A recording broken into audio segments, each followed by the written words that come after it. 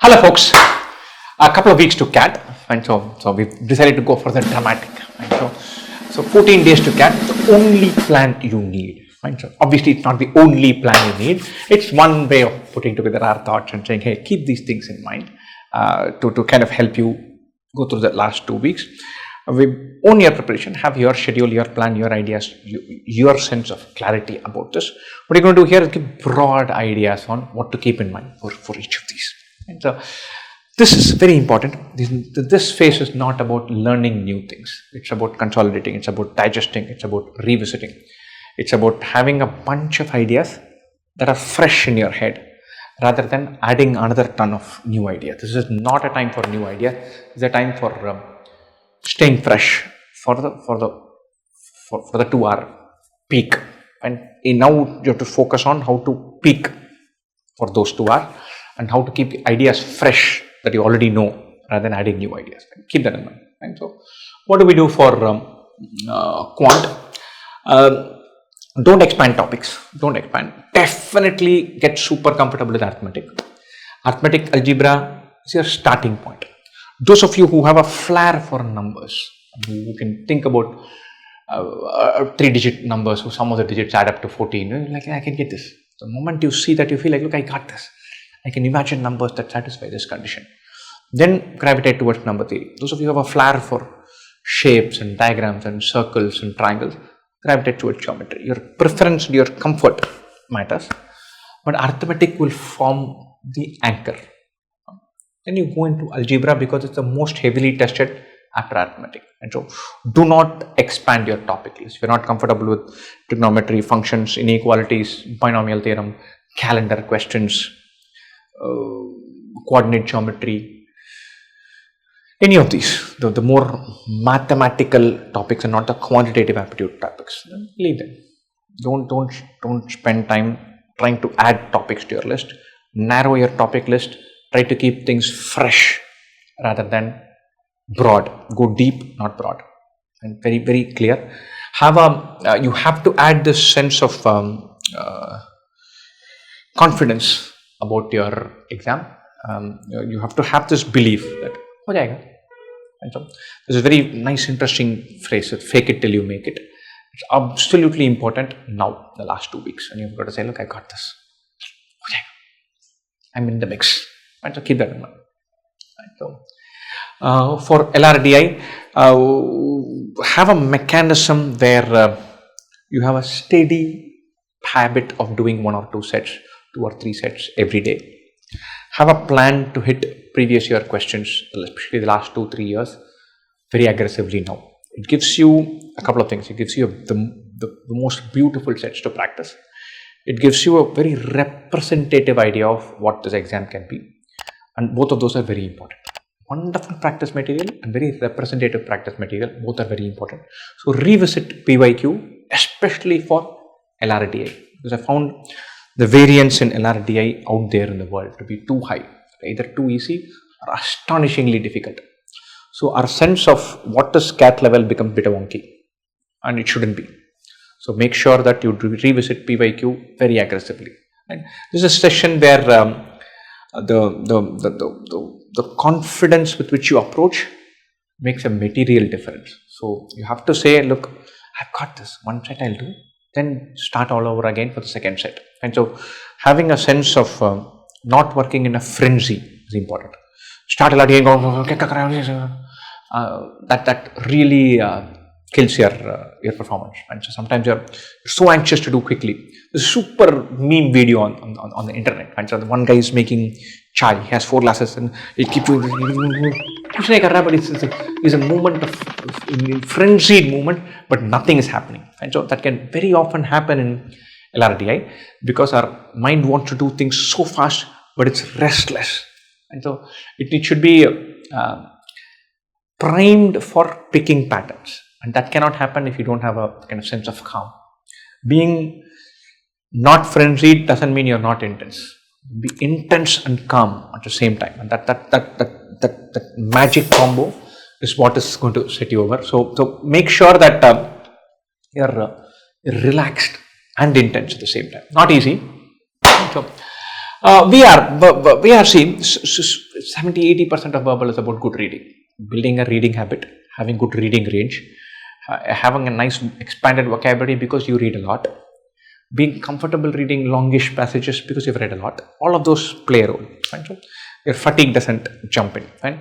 Sometimes when the exam timer starts, you start reading fast. So you do that and you lose steam. And so read nicely, quickly, without your mind taking a walk. But don't read fast word by word, then nothing will register. Right? So there's the same, the non-frenzied intense response, finding your very nice, comfortable reading speed without your mind taking a walk. That is very important. Find that speed and stick to that speed. Don't rush.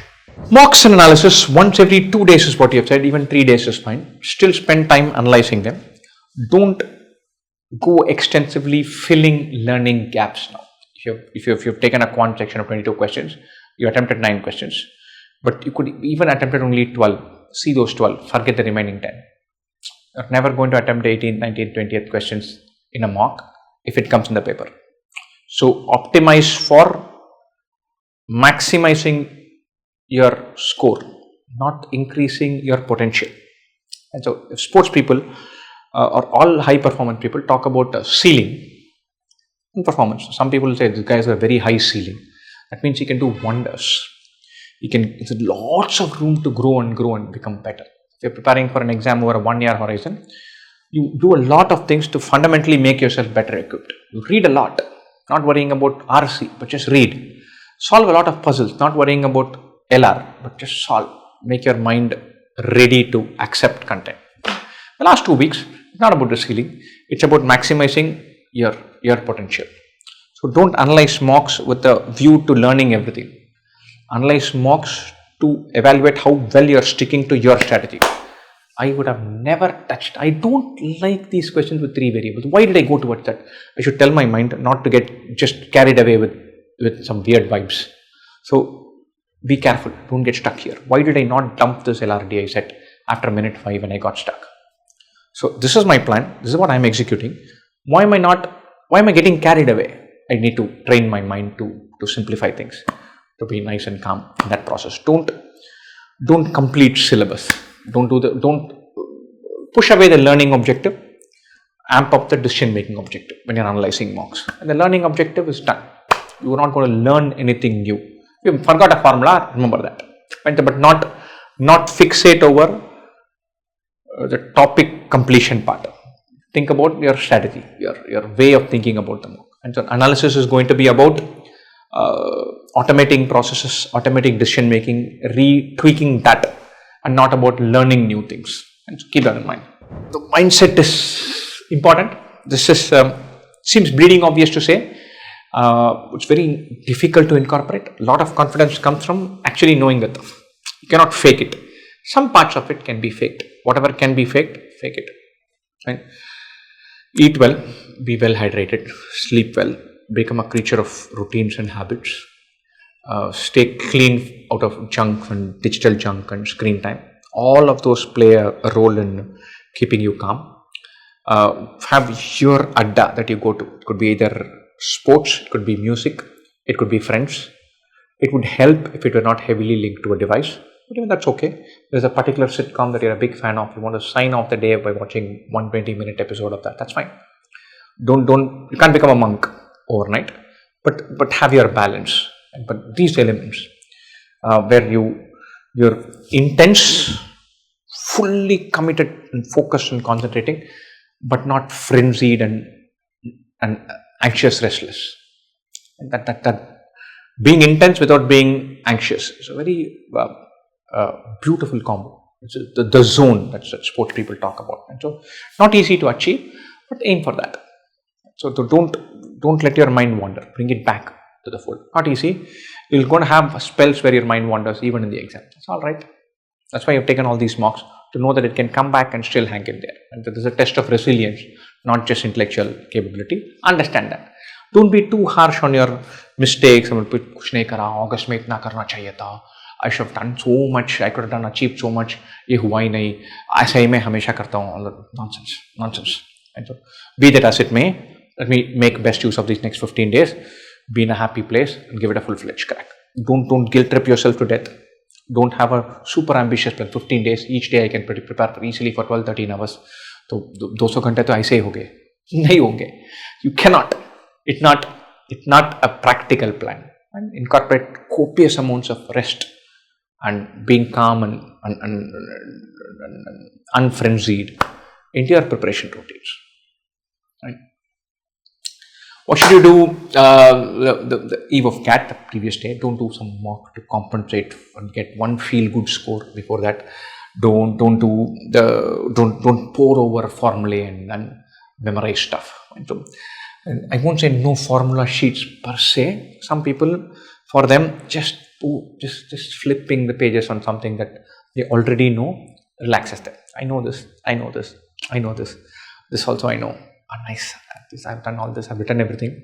I'm going through this calmly. What do we mean by saying no formula sheets? Is don't pour over stuff to add more. But if it's a nice way of relaxing and processing, do that. Anything that keeps you linked to the idea of doing something academic, but not immersed and burnt out because of it. Pick that. Pleasure, happy reading, solving a Sudoku puzzle, going through and revision notes, switching off for half an hour, taking a nap. Those are the kind of things that you should gravitate towards. Nothing too intense. Right? On the day of the exam, go in with a smile. Have some water next to you. Make sure that your fine details are checked. Your hall ticket, your numbers, your ID proof, your attire, your location, where it is, knowing exactly where you're going. How are you going to go there? Is somebody going to drop you? The administrative parts of this exam taking day, get them done 2 days in advance. Be super ready. And so that you're not expending energy on this stuff. Have a nice relaxed routine there. On the day of the exam, definitely don't go sit in your chair for an hour before the exam. You're allowed to walk, go to take a break, go drink some water, move about, look outside. Don't get consumed in the stress of this exam for an hour staring at a screen. And plan that a little bit. Smile and should be so happy with the idea of taking the exam that people around you should be totally unnerved by it. Right? So smile. Be seriously glad you've been given a chance to have a crack at this. Not everybody is. Be thankful for the idea that, look, I'm going to give a shot to it. If it comes, it comes. If it doesn't come, big deal. And I'm going to have fun doing this. Right? So be annoyingly joyful when you're taking the exam and when you're exiting. Okay, I've had a good crack at it. That's all I could have hoped for. Let's see where the cards fall. Things are fine. And so have that as your last thought before going to the exam. I'm so happy doing this. And there's this beautiful scene in 3 Idiots where the Amir Khan character is sitting in a class and smiling. तुम हंस क्यों रहे हो? पढ़ रहा हूँ sir, मजा आ रहा है. And so be that person. Become that person before the exam. Best wishes.